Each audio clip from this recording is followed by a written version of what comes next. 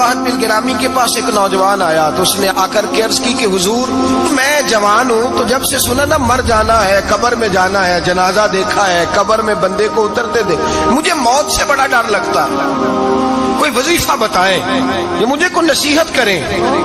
تو میر عبد الواحد بن گرامی رحمت اللہ علیہ فرمانے لگے بیٹے تیری جیب کس طرح کی ہے، پیسے کس طرح کے؟ کہنے لگا حضور بڑا کرم ہے اللہ کا، مالدار ہوں، خوشحال ہوں۔ آپ نے فرمایا ایک پروگرام، یہ نہیں اس کو نفسیاتی طور پہ مطمئن نہیں کیا، نہ آپ نے اسے کوئی وظیفہ بتایا، نہ ذہنی طور پر اسے کوئی لیکچر دیا، کہ فرمایا تیری مالی پوزیشن کس طرح کی ہے؟ کہنے لگا حضور میں الحمدللہ مالدار ہوں، اللہ نے مجھے نوازا ہوا ہے۔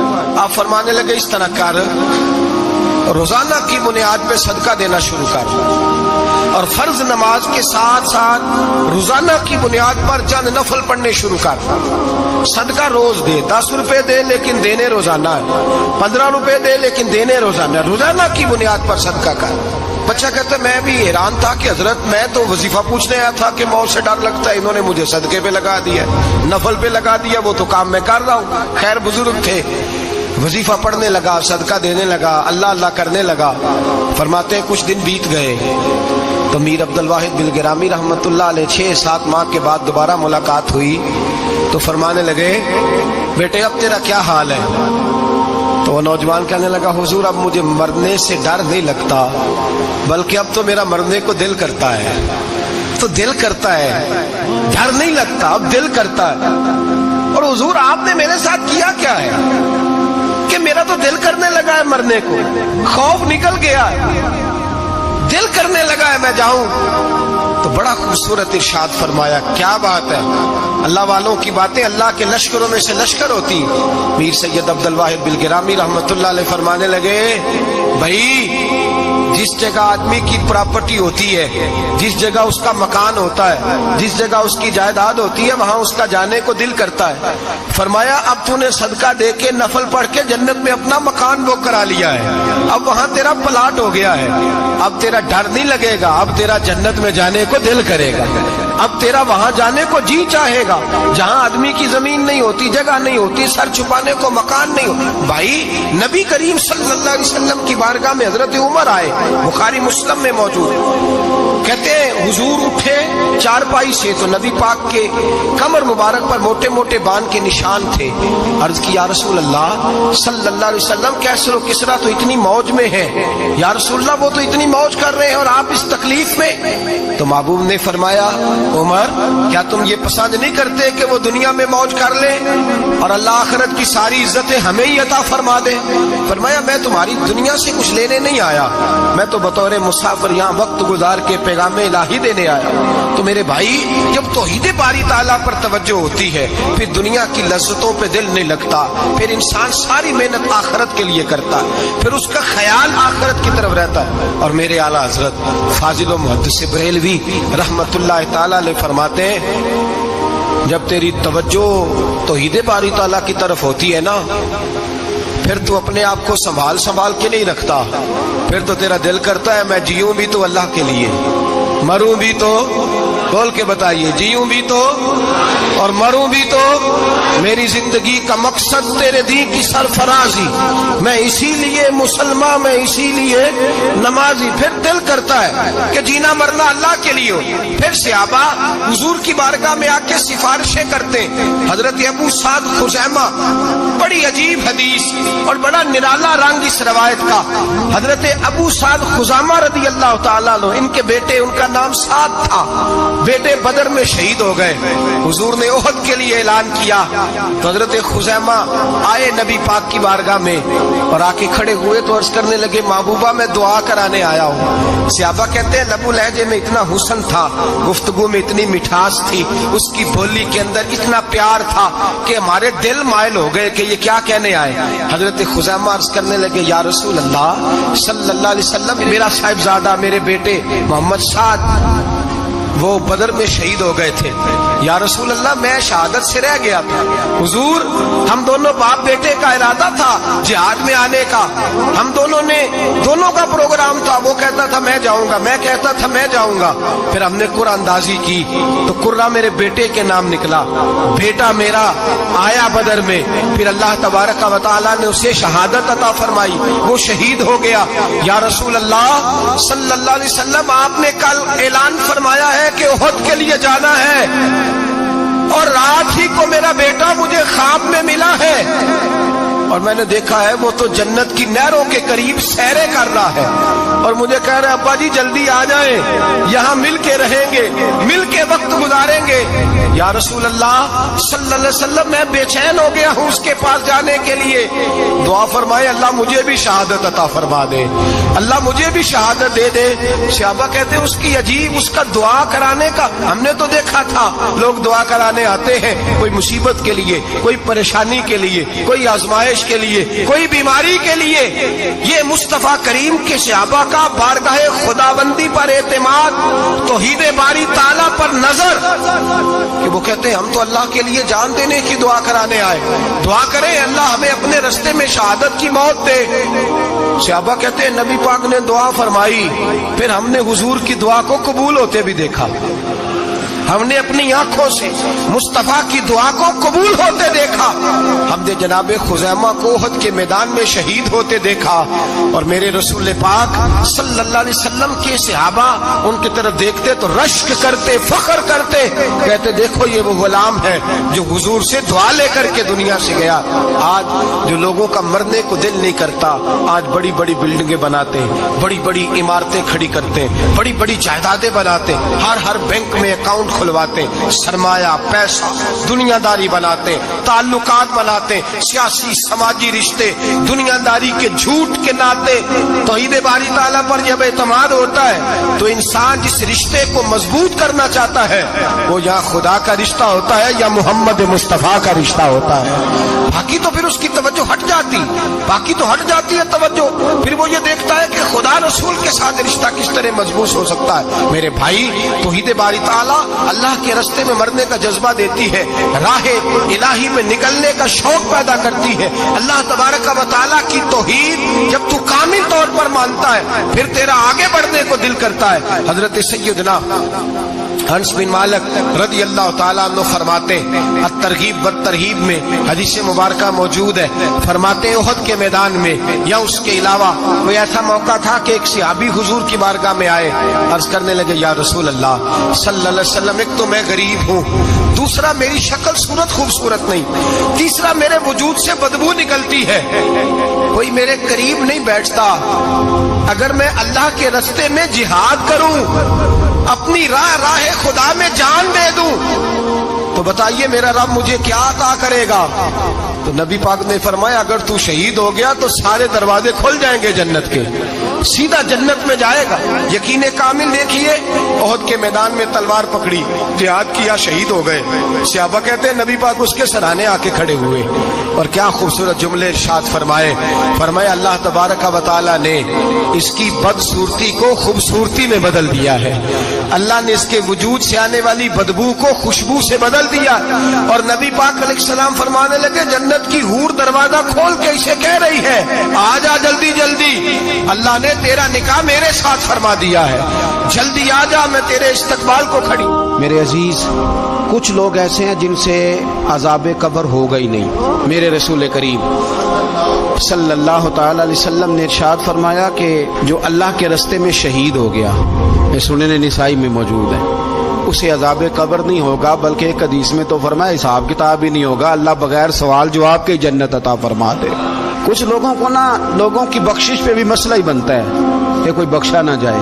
اور ایک صاحب کہہ رہے تھے جی یہ کیا معاملہ ہے کہ جمعے کو بندہ مر گیا یا فلانا ہو گیا تو اس سے حساب کتاب نہیں ہوگا, اتنے بڑے جرم لوگوں نے کی, اتنے پاپ, اور جمعے کو مر گیا تو بخشا جائے گا. تو میں نے کہا جرموں کا بھی اسے حساب اللہ لے لے گا, لیکن میاں حساب کتاب کی ڈیوٹی نہ اللہ کی ہے تو بہتر یہ ہے کہ اسی کے ہاتھ میں رہے, تو نہ اپنے ہاتھ میں لینے کی کوشش کر. سنن ترمذی کی حدیث, ہمیں پتہ نہیں کیا مصیبت ہے, ہمیں پتہ نہیں کیا مسئلہ ہے. ایک جنازے سے میں نکلا, آپ یقین کریں کبھی کبھی کلیجہ پھٹ جاتا ہے, میں ایک جنازے سے نکلا تو میرے ساتھ ایک بندہ جنازہ پڑھ کے نکلا تو کہنے لگا جی پیر صاحب دیکھیں آج کتنی دنیا آئی ہے، حالانکہ یہ بندہ اس طرح کا تھا، اس طرح کا تھا، اس طرح کا تھا۔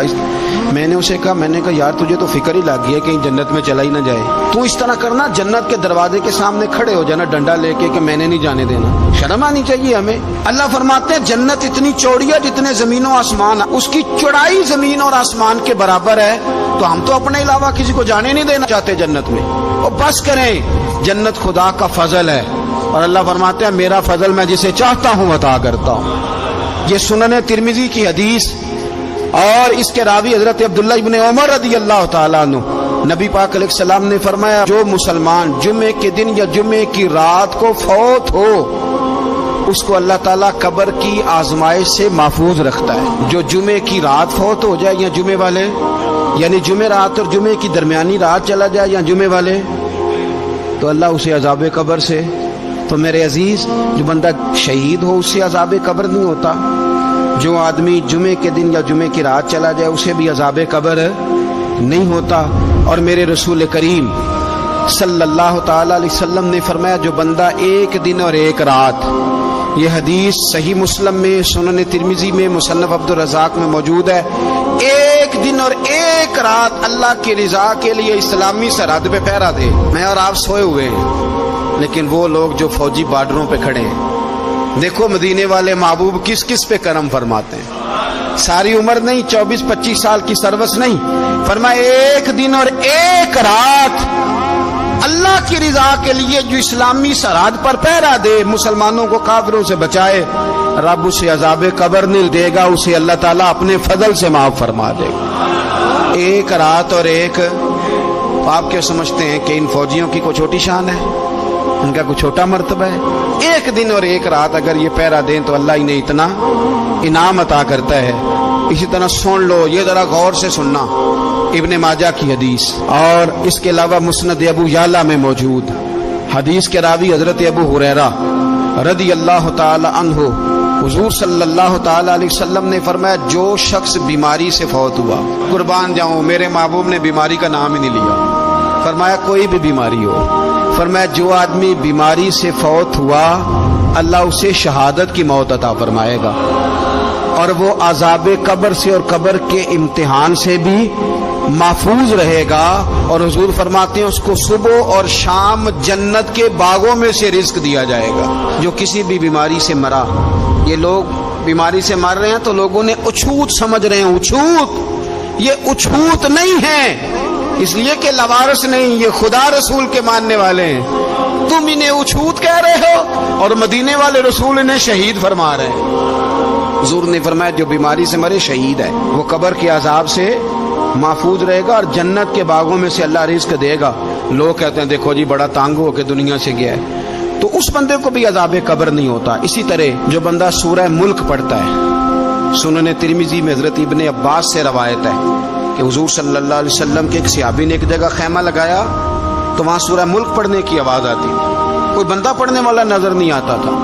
جب حضور کی بارگاہ میں عرض کیا تو فرمایا وہاں قبر تھی اور قبر کے اندر بیٹھ کے میرا صحابی سورہ ملک کی تلاوت کر رہا تھا۔ اگر ہمیں خسرہ نمبر یاد ہو جاتا ہے نا اپنی جگہ کا، اور ہمیں پتہ ہوتا ہے کہ میرے والا حصہ کتنے کروڑ کا ہے، اگر ساری کہانیاں ہمیں یاد ہوتی ہیں تو سورہ ملک بھی ہمیں یاد ہو سکتی ہے۔ موبائل پہ اس کو ریکارڈ کر لیں، پھر اس کو سنیں کبھی بھی سورہ ملک میں۔ اور ہمارے سلسلہ عالیہ میں تو سورہ ملک وظیفہ ہے، ہمارے الوظیفۃ الکریمہ میں اعلیٰ حضرت نے لکھا ہے کہ رات کو سورہ ملک اور سورہ یاسین کے بغیر سونا نہیں۔ سورہ ملک اتنی شاندار صورت ہے کہ نبی پاک صلی اللہ علیہ وسلم نے فرمایا یہ قیامت کے دن اللہ کی بارگاہ میں ناز سے جھگڑا کرے گی اور کہے گی اے اللہ یہاں تو میرے پڑھنے والے کو جنت عطا فرما یا مجھے قرآن پاک سے علیحدہ کر دے، تو رب کریم پھر اپنے فضل سے پڑھنے والے کو جنت عطا کرے گی۔ میری اپیل ہے ہر اس شخص سے جو کسی بھی مشکل کا شکار ہے، کسی بھی آزمائش کا شکار ہے، کسی بھی ذہنی پریشانی کا شکار، وہ کسی بھی قسم کے دباؤ کا شکار ہے، کسی الجھن کا شکار ہے، کسی تکلیف میں ہے، کسی درد میں ہے، فقر میں ہے، آزمائش میں ہے، قرض میں ہے، بیماری میں ہے، پریشانی میں ہے، وہ اپنے رب کی بارگاہ میں استغفار پڑھے، استغفر اللہ ربی من کل ذنب واتوب الیہ، کثرت کرے، نہیں تو استغفراللہ استغفراللہ استغفراللہ کثرت سے پڑھے. کسی بھی صورت میں اپنے مالک کے حضور استغفار کرتا رہے، کرم ہوتا رہے گا، رحمت ہوتی رہے گی، بخشش ملتی رہے گی، اللہ درگزر فرمائے گی. حضرت امام حسن سے آ کے وظیفہ پوچھا، اس شخص نے کہا حضور اولاد کوئی نہیں تو وظیفہ بتائے، تو آپ نے فرمایا استغفار پڑھا کر. کیا کر؟ اس نے کہا ٹھیک ہے. تو حضور پھر میں دوبارہ کعبہ ہوں تو امام حسن کہنے لگے بے اولاد ہے نا تو، استغفار کا وظیفہ بتایا نا؟ کہا ہاں. فرمانے لگے اب اس وقت آنا جب اللہ تجھے 10 بیٹے عطا کرے گا. کتنے؟ 2 4 نہیں، 10 ہی کہہ دیے. تو حضرت امیر معاویہ رضی اللہ تعالیٰ دیکھا، کہنے لگے حسن اتنا بڑا دعویٰ. آپ فرمانے لگے میں نے کہہ دیا نا تو اللہ فضل کرے گا. ہاں ہاں اللہ خیر کرے گا، خیر ہو جائے گی. وہ شخص کئی سالوں کے بعد آیا، کئی سالوں کے بعد. تو حضرت امیر معاویہ کو بھی ساتھ لایا، کہنے لگا حضور اللہ کے فضل سے اللہ نے 10 بیٹے عطا فرمائے، پورے 10 ہی اللہ نے دیے. تو حضرت امیر معاویہ کہنے لگے جناب بات تو آپ کی سچی ہو گئی، پر مجھے بھی بتائیے وظیفہ کہاں سے لیا؟ فرمانے لگے قرآن پاک سے. سورہ نوح کی 10 11 12 آیت پڑھو. اللہ فرماتے ہیں تم استغفار پڑھو، میں تمہاری بیٹوں سے بھی مدد کروں گا، مالوں سے بھی مدد کروں گا. تو میں نے استغفار بتائی تھی اور قرآن میرے اللہ کا ہے، رب کا وعدہ جھوٹا ہو سکتا؟ فرمایا 10 بیٹے ملنے تھے، میں نے کہہ جو دیا تھا. وہ میرے بھائیوں یاد رکھیں، استغفار اللہ کی رحمت نازل کرتا ہے. ایک ہوتا ہے خوف، ایک ہوتی ہے خشیت. خوف والے لوگ توبہ کرتے ہیں، خشیت والے استغفار کرتے ہیں. ایک ہوتا ہے خوف، ایک ہوتی ہے خشیت والے استغفار کرتے ہیں. نبی کریم علیہ السلام نے فرمایا میں دن میں 100 مرتبہ استغفار کرتا ہوں، دن میں. توبہ والا کہتا ہے کہ میں بھول گیا تھا مجھے معافی مل جائے، اور خشیت والا کہتا ہے میرا یار ناراض نہ ہو جائے، وہ استغفار ہی کرتا رہتا ہے، وہ معافی. حضرت رومی نے مثال دی ہے، فرماتے ایک عورت تھی تو بھیک مانگا کرتی تھی. ایک دن بادشاہ کے دروازے پہ بھیک مانگنے گئی تو بادشاہ کو پسند آ گئی، اس نے نکاح کر لیا. 20 کنیزائیں اس بی بی کے پاس تھی خدمت کرنے کے لیے، روٹی دینے کے لیے، کپڑا دینے کے لیے، لیکن وہ ہر وقت روتی رہتی تھی، ہر وقت روتی. ایک سمجھدار کنیز کہنے لگی کہ ملکہ اب تیرا درجہ بہت بڑا ہے، تو ہر وقت روتی رہتی ہے، معافیاں ہی مانگتی رہتی ہے ہر وقت، کون سی ایسی نعمت ہے جو تیرے پاس نہیں؟ تو وہ کہنے لگی اس لیے تو روتی ہوں. کیا مانا؟ کہنے لگی اس لیے روتی ہوں کہ میں اس قابل نہیں تھی جو مجھے مل گیا، کہیں میرے سر کا سائیں ناراض نہ ہو جائے، وہ کہیں بگڑ نہ جائے. مجھے پتا ہے کہ میں کیا تھی اور مجھے کہاں تک پہنچا دیا. میں روتی اس لیے ہوں کہ کبھی کہیں وہ ناراض. حضرت عمر اس لیے روتے تھے کہ کہیں مصطفیٰ ناراض نہ ہو جائے. حضرت ابو بکر اس لیے تڑپتے تھے کہ کہیں اللہ کا فضل روٹھ نہ جائے. یہ جو مولا علی اپنے کمرے میں بیٹھ کے زور زور سے استغفار پڑھتے تو اس لیے نہیں کہ بڑے پاپ تھے جن کی معاذ اللہ معافی مانگتے تھے، اس لیے کہ رب رسول کہیں ناراض نہ ہو. خشیت تھی کہ جہاں ہم پہنچے ہوئے کہیں وہاں سے واپس. استغفار بندے کی اللہ سے صلح کرا دیتا ہے، بندے کی رب سے صلح ہو جاتی ہے جب استغفار. دیکھیں نا بڑی سادی سی بات ہے کہ 2 بھائی ناراض ہو تو بڑا کہتا ہے اس نے میری بے ادبی بڑی کی، تو چھوٹا اگر پاس آ جائے اور پیر پکڑ لے کہ چل یار معاف کر دے، تیرا بھائی نہیں. پتہ کیا ہوتا ہے؟ صرف معافی نہیں ملتی. ہاں صرف معافی نہیں. چھوٹے نے بے ادبی کر دی، بڑے کو تکلیف ہوئی، بات جب آگے بڑھی نا تو بڑے نے شکوہ کیا. جب لوگوں نے چھوٹے کو سمجھایا تو چھوٹا جب معافی مانگتا، ادھر دیکھو میری طرف، جب چھوٹا معافی مانگتا ہے نا اٹھ کے جاتا ہے اور بڑے کے پیر پکڑتا ہے تو میرا معاف نہیں کرتا، بڑا رو بھی پڑتا ہے، بڑا رو بھی پڑتا ہے. اور وہ کہتا ہے کہ وہ میں اور تو اماں کے پاس اکٹھے بیٹھتے، ایک باپ کی موٹر سائیکل پہ اکٹھے بیٹھتے، تو تیرا اور میرا رشتہ اتیار تو نے یہ کیوں؟ وہ جو آنسو نکلتے ہیں نا وہ درد ہوتا ہے، وہ کیف ہوتا ہے، وہ سوز ہوتا ہے، وہ لذت ہوتی ہے، وہ پیار ہوتا ہے. رب کہتا ہے تو معافی مانگ، انہو کان غفارا، تو معافی مانگ، میں تجھے معاف بھی کروں گا، تیرے اوپر رحمت بھی فرماؤں گا، تیرے اوپر کرم نوازی بھی کروں گا، تجھے نواز دوں گا، تجھے عطا کروں گا.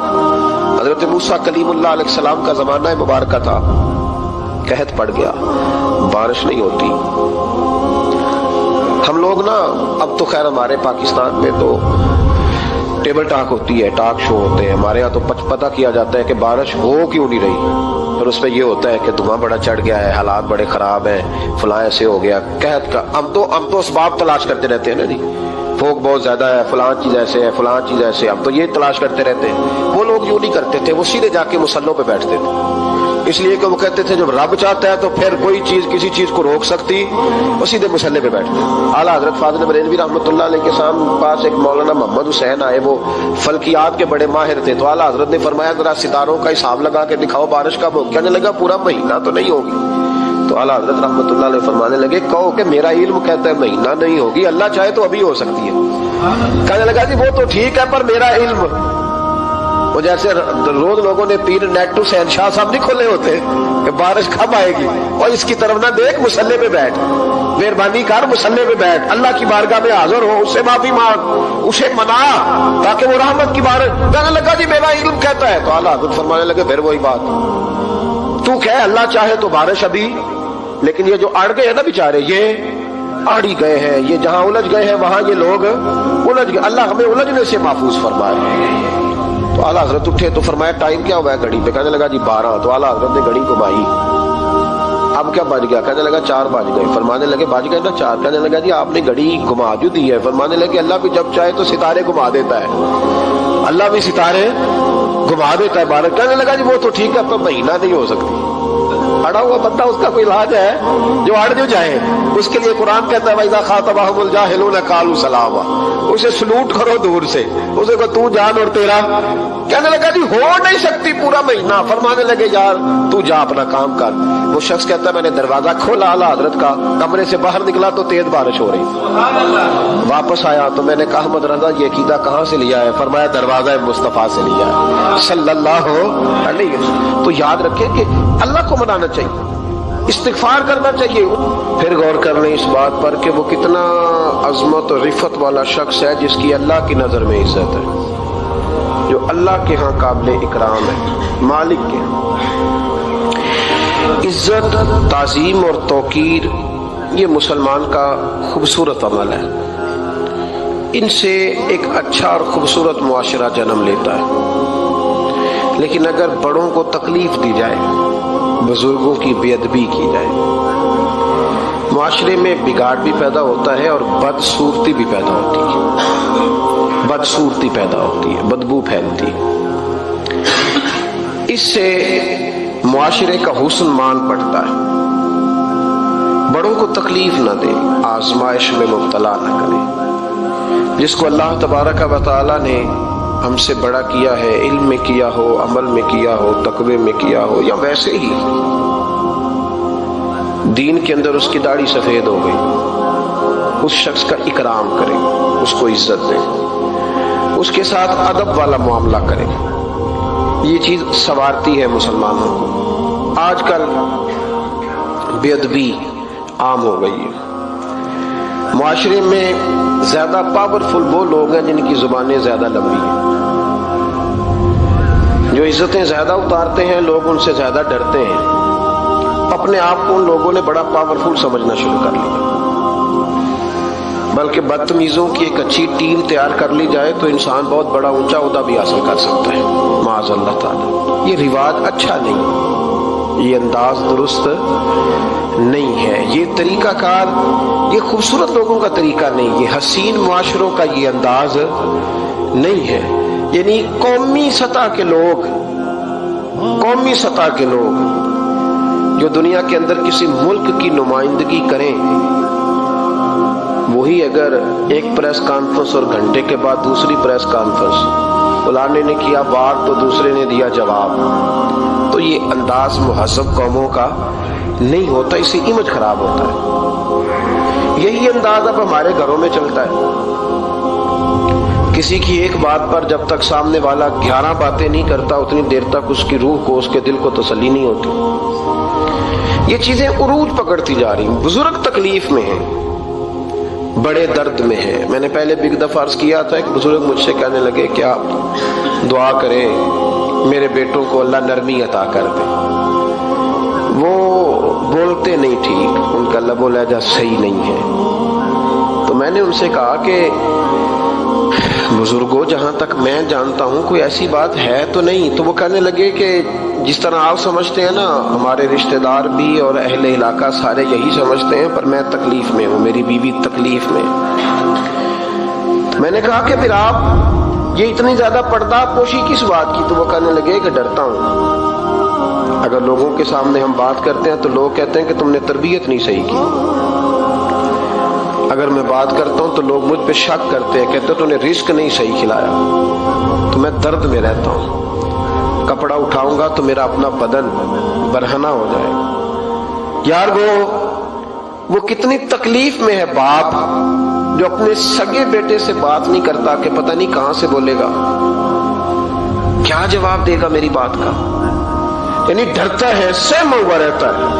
ادھر دیکھیں میری طرف کیا کہہ رہا ہوں. یہ نوجوان ذرا غور کریں، ان لفظوں کی تکلیف محسوس کریں کہ اماں کہتی ہے کہ بھئی میں نہیں اس سے بات کرتی، اس لیے کہ وہ بڑے سخت جملے کہتا ہے، مجھ سے نہیں سہے جاتے، کوئی اور بات کرے. یعنی جس کی ماں بھی اس سے بات کرتے ہوئے ڈرے. کوئی نہیں سمجھ آئی آپ کو میری بات کی؟ جس کا والد بھی اس سے بات کرتے ہوئے سہم جائے اور وہ بندہ کہے کہ میں نے تو MBA کیا ہوا ہے، میں تو معاشرے میں جانا پہچانا جاتا ہوں، اللہ کا شکر ہے جی اللہ نے بڑی عزت دی ہوئی ہے، وہ یہ لفظ کہے تو اسے شرم آنی چاہیے. جس کے استاد بھی اسے کام بتاتے ہوئے ڈرے کہ بدتمیز ہے، نہیں کرے گا کہ نہیں.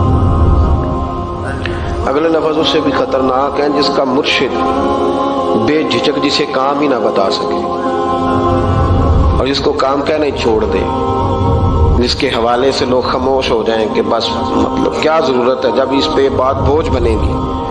تو اس شخص کو پھر سوچنا چاہیے نا کہ وہ زندگی کس لیے گزار رہا، اس کا پھر انداز کیا ہے.